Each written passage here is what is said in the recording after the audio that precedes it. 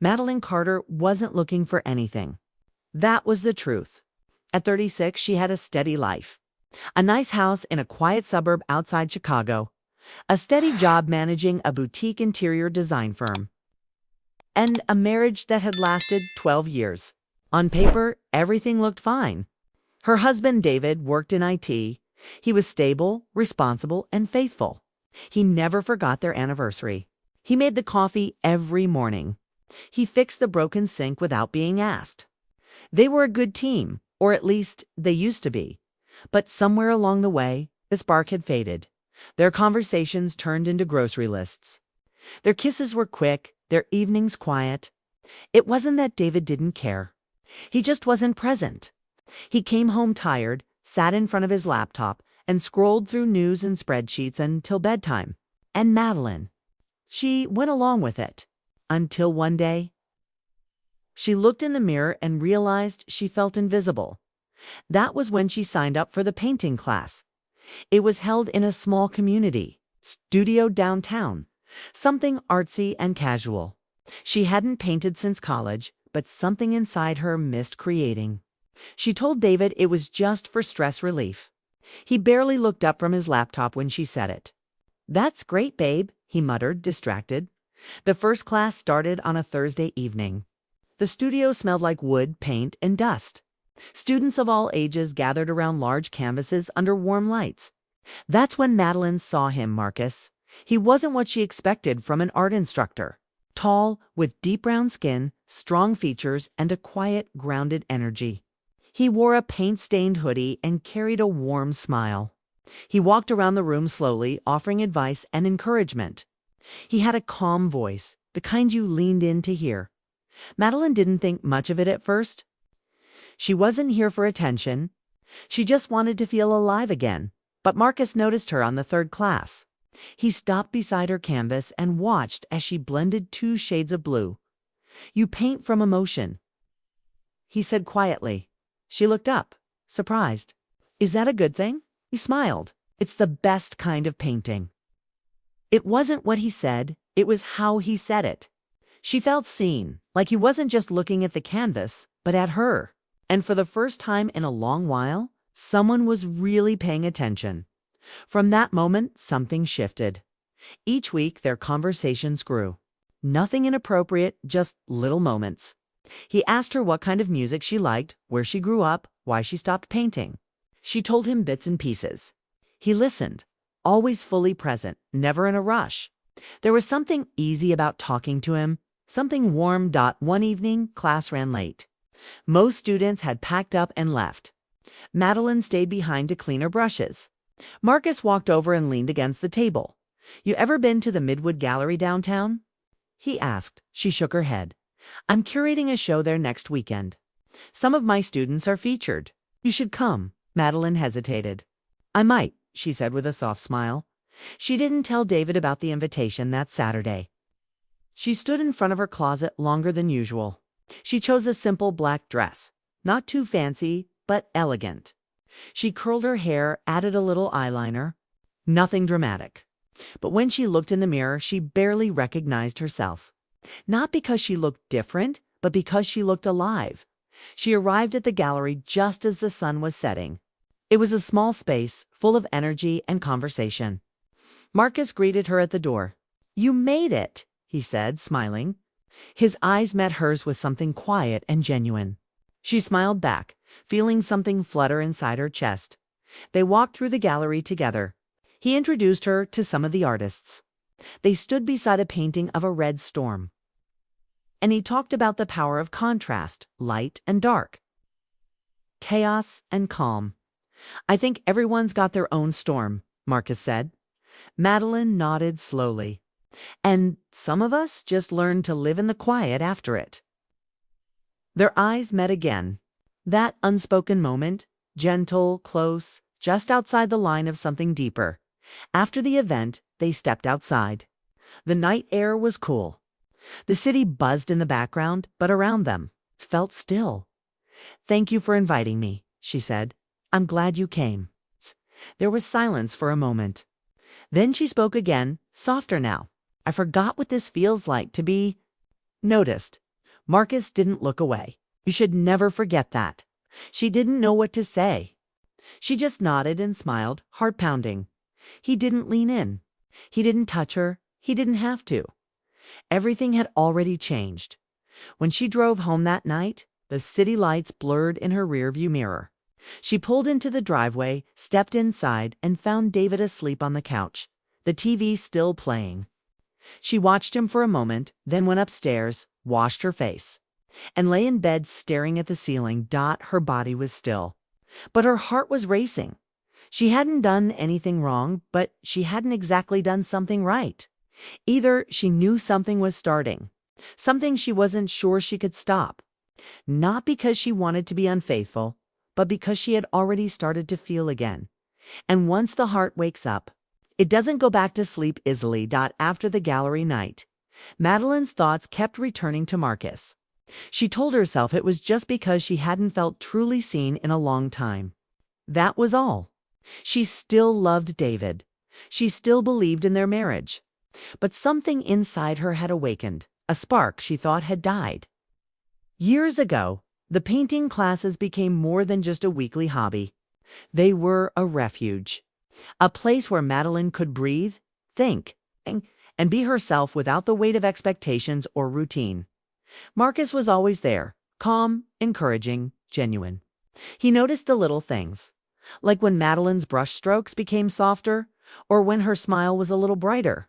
He never pushed, never crossed any boundaries. But his quiet attention made her feel important again.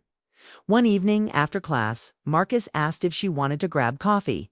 Madeline hesitated. She knew she shouldn't. David might have questioned it if he knew. But the idea of talking with Marcus outside the studio felt like a chance to rediscover a part of herself she had forgotten. They went to a small cafe nearby. The lights were low, the music soft. They sat by the window, watching people pass by on the street. Their conversation flowed easily about art, music, dreams, and life. Marcus shared stories of growing up in Detroit, the struggles and the beauty. Madeline talked about her childhood in Illinois, about her hopes and fears. For a few hours, they were just two people connecting on a level deeper than small talk. It felt safe. It felt honest, but Madeline's heart was confused. She wasn't sure if she was falling for Marcus or if she was just desperate to feel something different from what her marriage had become.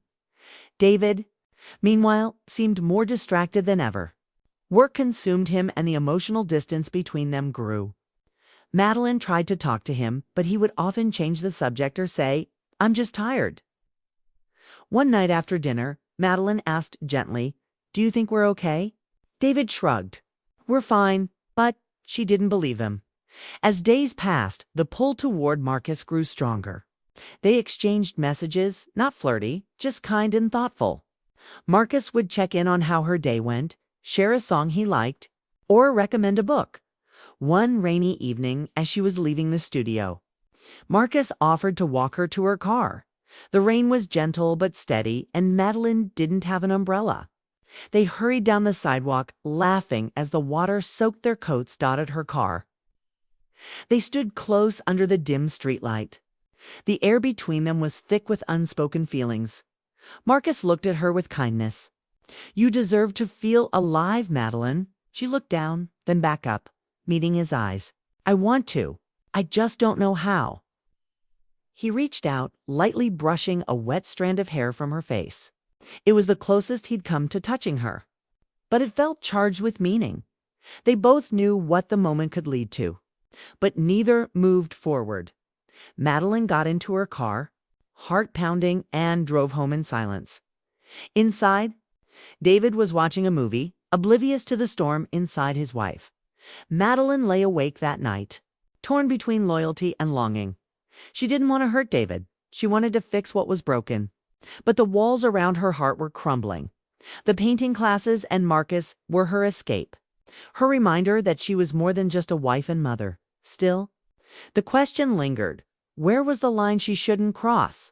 And would she be able to stop herself when she got closer to it? Madeline's world felt like it was shifting beneath her feet. The quiet distance between her and David was growing, and the warmth she'd once known seemed like a fading memory. Every day felt harder. Their conversations had shrunk to almost nothing. When David was home, he was distracted, eyes on his phone, lost in work emails, or exhausted from long hours. Madeline tried to reach out, but it felt like she was speaking to a wall at the same time. Marcus was becoming a constant in her thoughts. His steady presence in the painting class, his gentle encouragement. The way he made her feel alive and seen, it was something she hadn't realized she was missing until it was there. But it wasn't just admiration anymore. It was something deeper, something that unsettled her. One afternoon after work, Madeline sat alone at a cafe, staring out the window as rain slid down the glass. She thought about David, about the life they had built, and about Marcus. The pull was confusing. She knew what she had with David was comfortable, familiar. But something inside her screamed for more, for passion, connection, and attention. Her phone buzzed. It was Marcus. "How was your day?"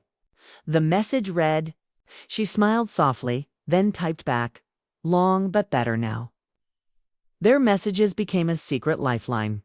They shared favorite songs, talked about their dreams, and sometimes sent photos of their latest paintings. It felt safe, like friendship.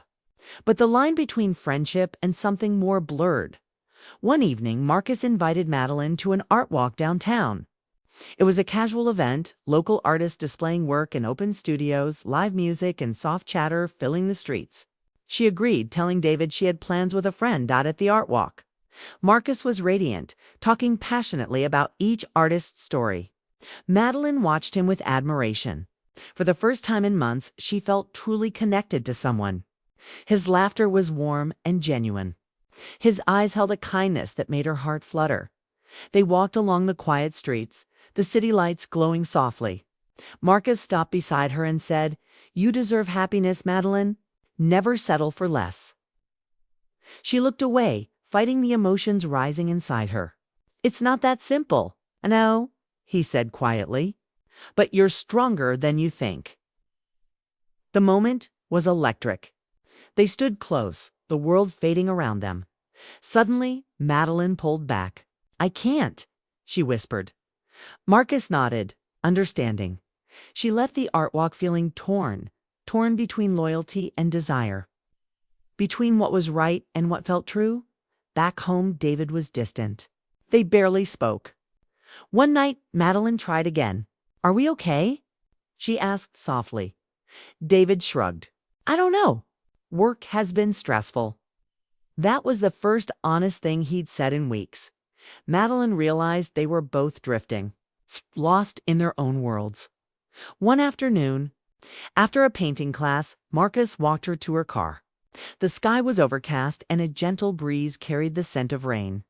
She hesitated, then asked, "Do you think I'm making a mistake?" He looked into her eyes. "I think you're searching for something real, and that's not a mistake."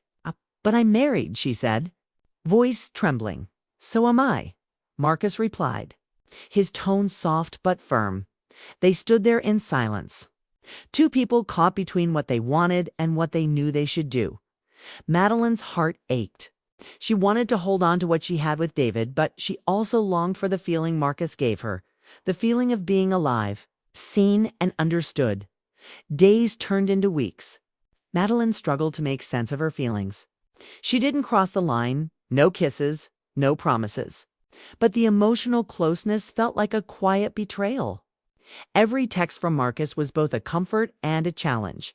One night, after a particularly difficult day, Madeline found herself texting him, pouring out her frustrations. Marcus listened, offered support, and reminded her that she deserved joy. But the more she leaned on him, the more she felt the gap widening with David. She knew something had to change. Madeline decided to face David. One evening, she sat him down and said, "We need to talk. About us." David looked surprised but nodded.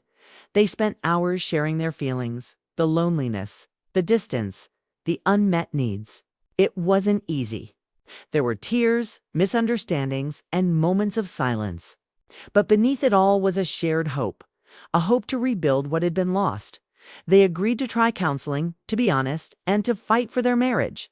As for Marcus, Madeline told him she needed space. She explained that her heart belonged to her family and she wanted to honor that. Marcus understood. "You're doing the brave thing," he said. Madeline realized that the story wasn't about Marcus or David, it was about herself. About finding strength to face her fears, to seek happiness honestly, and to reclaim her identity. She was not perfect. She had doubts, longings, and moments of weakness. But she also had courage, the courage to choose what was right even when it was hard. Madeline's journey wasn't over. The road ahead was uncertain, but she was ready to walk it one step at a time. Madeline felt the weight of the last few months settle on her shoulders as she looked in the mirror. One early morning. The woman staring back wasn't the same woman who had walked into that painting studio weeks ago. Filled with quiet loneliness and uncertainty. She was changed, more aware, more vulnerable, and somehow stronger. After telling Marcus she needed space, their conversation slowed and then stopped. At first, Madeline felt a strange emptiness. Marcus's kindness and attention had been a light in her dark days. But she knew distancing herself was the right choice, not because Marcus was wrong, but because she had to confront her own truth. Madeline turned her focus back to David. Their decision to attend counseling together was tentative but hopeful. They entered therapy as strangers in a marriage, both unsure if they could find their way back to each other. The sessions were hard, painful memories surfaced, frustrations spilled out, and sometimes they both wanted to give up. But step by step, conversation by conversation, they began to rebuild. David showed more effort, opening up about his stress and fears. Madeline shared her feelings of invisibility and loneliness. For the first time in a long time, they listened without judgment. The silence between them started to fill with understanding. Outside of counseling, Madeline rediscovered herself.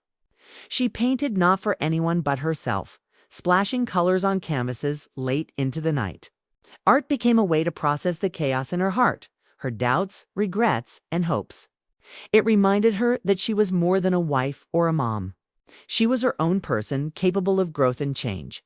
One evening, after a long session, Madeline and David sat on their porch, wrapped in blankets.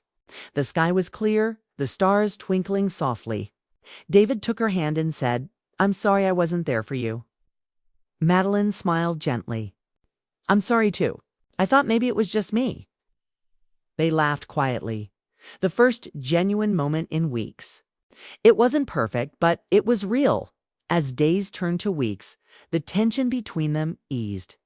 They found little ways to reconnect, cooking dinner together, taking evening walks, sharing stories about their day. The spark wasn't blazing, but it was rekindling. Madeline's thoughts about Marcus faded into memories. She was grateful for the light he had brought into her life, but she no longer needed it to shine. She had found her own strength and a renewed love for her husband. One afternoon, Madeline ran into Marcus at a local coffee shop. They greeted each other with warm smiles and brief hugs. Marcus told her about a new art exhibit he was curating. Madeline wished him well and realized how far she had come. No longing, no confusion. Just respect and kindness. She walked away feeling peaceful. Looking back, Madeline understood that her journey wasn't about choosing between two men. It was about choosing herself, her happiness, her dignity, and her future. She had learned that love wasn't always easy. It required honesty, courage, and forgiveness. Sometimes it meant facing painful truths and making difficult choices. Madeline's story was one of growth, from loneliness to connection, from confusion to clarity. She wasn't perfect. She had stumbled, questioned, and felt lost. But she had also found hope and strength as she stood before the mirror once more. She smiled at the woman reflected back, a woman who had faced her fears, embraced her truth, and chosen to move forward with grace and courage.